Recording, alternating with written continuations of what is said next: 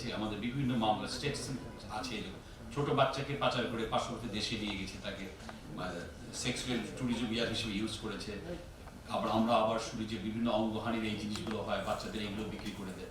বিভিন্ন হসপিটাল থেকে বাচ্চা চুরি হয়ে যায়, ছিনতাই হয়ে যায়, তারপরে আপনার বাচ্চাদেরকে ইয়ে করে আপনার যে এটি কি বলে যেরকম মানে পণ আদায় করা হয়, এরকম অনেক কিছু হয়। দেখা যায় যে আপনারই অনেক মামলা আমরা দেখেছি যে নিকটাত্মীয় বাচ্চাটাকে অপহরণ করেছে, সব কিছু করেছে পিতামাতা, জায়গা জমি বিকে টাকা দিয়েছে, কিন্তু জীবিত আর উদ্ধার করতে পারেনি বাচ্চাটা।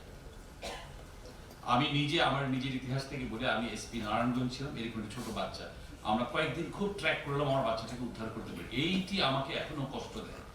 আমরা বাচ্চাটাকে আমরা উদ্ধার করেছিলাম, বাচ্চাটাকে মেরে ফেলেছিল তারা, ছোট বাচ্চা, একজন ভালো একজন ধনী লোকের একমাত্র সন্তান ছিল, তাকে কিডন্যাপ করে নিয়ে গেছে।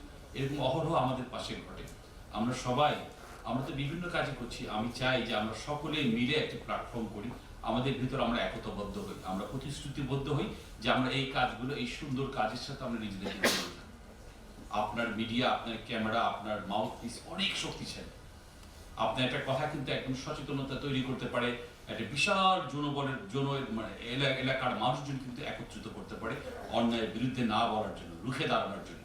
আমরা এটি চাই যে পুলিশের পাশাপাশি আপনারাও আসেন। এটি কিন্তু পুলিশের একার কাজ না, সমাজে যে নষ্ট খেলা, যে কাজগুলো, যে অপরাধ প্রবণতা যেটা, এটাকে সবাই মিলেই কিন্তু আমাদের বাংলাদেশ, এরকম একটা বাংলাদেশের স্বপ্ন আমাদের দেখতে হবে।